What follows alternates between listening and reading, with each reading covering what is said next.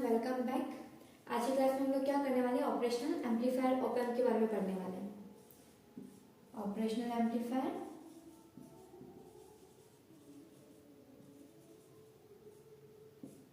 Op amp, ठीक है।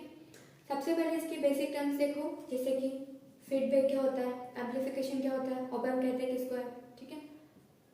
Feedback क्या होता है,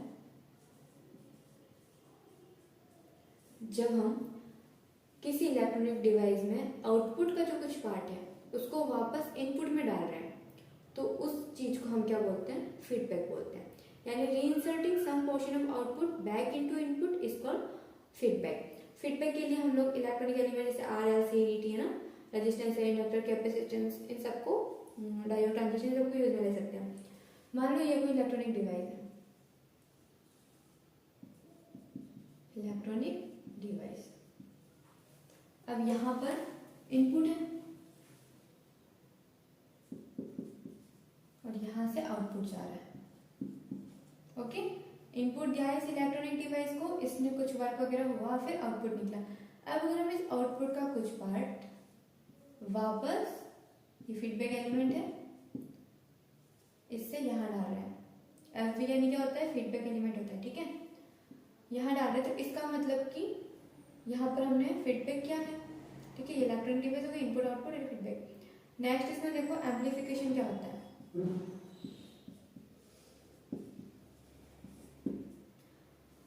किसी भी सिग्नल की स्ट्रेंथ को बढ़ाना, उसे हम एम्पलीफिकेशन कहते हैं। Amplification means increasing strength of signal, चाहे एसी हो चाहे डीसी हो, ठीक है।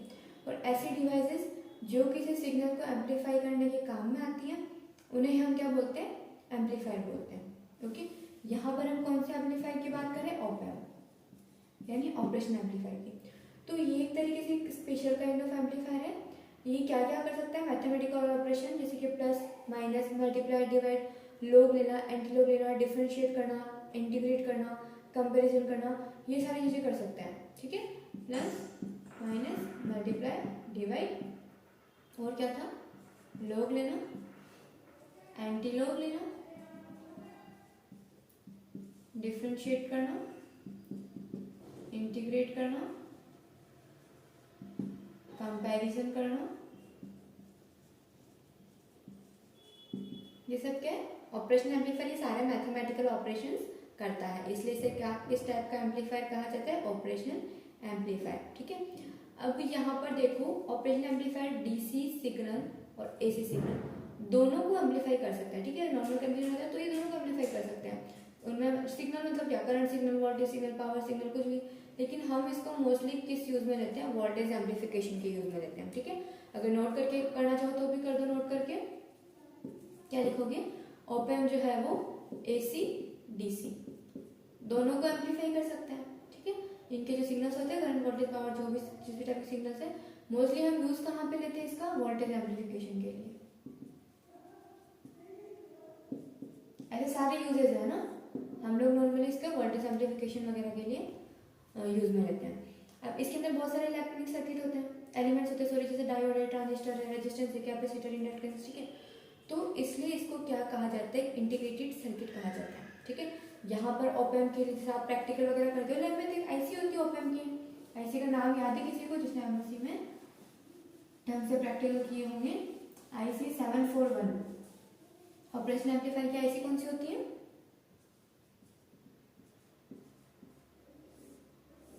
इलेक्ट्रॉनिक्स का मेन पर्पस क्या होता है बताओ, किसी भी डिवाइस की कॉस्ट और उसके साइज को रिड्यूस करना।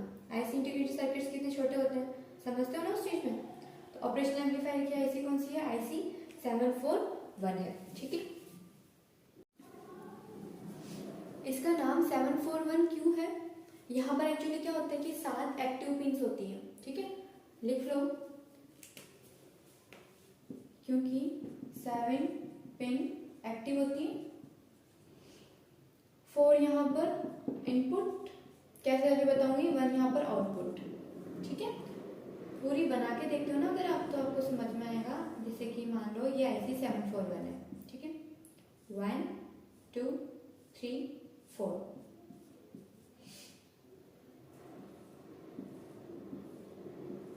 अब इसमें हम ऐसे चलते हैं आईसीज में ना, जैसे 1 2 3 4, देन ये 5 6 7 8, 5 6 7 8।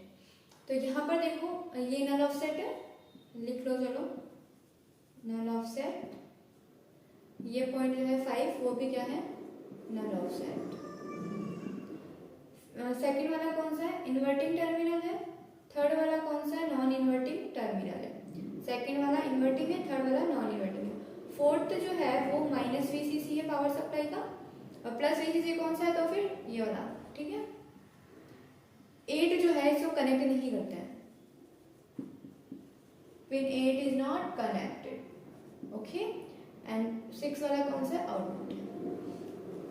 तो यहाँ पर देखो टोटल कितनी पिन है 8 पिन है। 7 पिन एक्टिव क्योंकि एक तो कनेक्टेड है ही नहीं, 8वें नंबर के कनेक्टेड नहीं है ना, तो 7 पिन एक्टिव। इनपुट 4 तरीके से देख सकते हैं, कौन कौन से inverting non inverting minus VCC plus VCC, 4 input हो गए। आउटपुट कितना एक है 6 पे ले रहे हैं, तो 7 पिन एक्टिव, 4 इनपुट एक आउटपुट। और ये ध्यान रखना है कि 2 पे इन्वर्टिंग है, 3 पे नॉन इन्वर्टिंग है, 7 पे वीसीसी है, 4 पे माइनस वीसीसी है और 6 पे आउटपुट है, ठीक है। तो सिंबल अगर हम इसको जैसे ये हमने ऐसे में देख लिया किस किस टाइप की पिन होती है ना, इसमें 8 पिन होती है, 7 एक्टिव और ये सारी चीजें हमने देख ली है।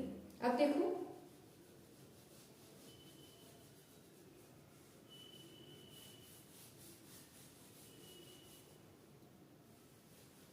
सिंबल बनाना हो अगर आपको ओप एम्प का, कैसे बनाओगे?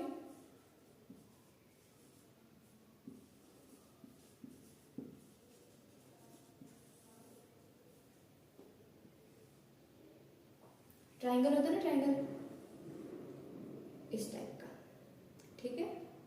यहां पर आपको 2 पिन बनानी है इनपुट के लिए। प्लस वीसीसी माइनस वीसीसी कैसे दिखाते हैं, ये plus VCC and this one is minus VCC. ये क्या चीज है IC 741 यानी ओप एम्प अपना।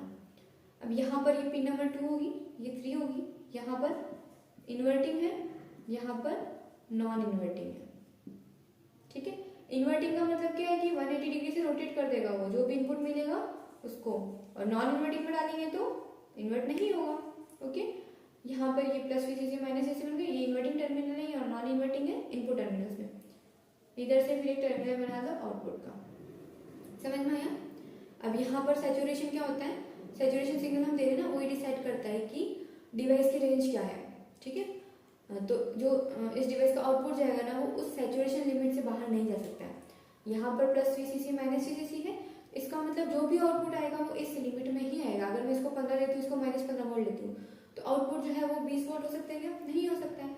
अगर इन केस हमको सैचुरेशन वोल्टेज गिवन ही नहीं हो, क्वेश्चन में नहीं दे रखी है, तो उस केस के अंदर हम क्या करते हैं, एज यूजुअल जब भी हमको कोई चीज नहीं दे रखी हो तो हम फुल मान लेते हैं, यानी माइनस इन्फिनिट से इन्फिनिट तक कुछ भी वहां पर हम लोग आउटपुट मिल सकता है जब सैचुरेशन वोल्टेज नहीं दी है उस केस में, ठीक है।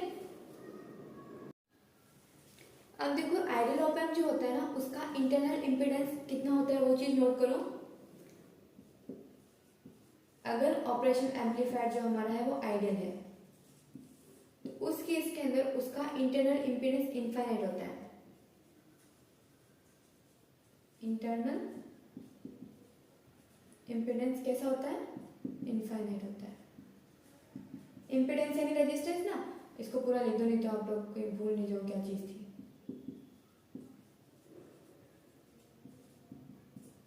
ठीक है, अगर इम्पीडेंस यानी एक तरीके से रेजिस्टेंस है ना, हाँ, तो अगर इम्पीडेंस इनफाइनाइट है तो क्या वहां पर करंट फ्लो हो सकती? नहीं हो सकती। तो अगर ऑपरेशन एम्पलीफायर का इंटरनल इम्पीडेंस इनफाइनाइट है तो ऑप एम्प के अंदर कोई भी करंट फ्लो नहीं हो सकती है, ठीक है। अंदर करंट फ्लो हो सकती है? नहीं हो सकती। ये ऑप एम्प है,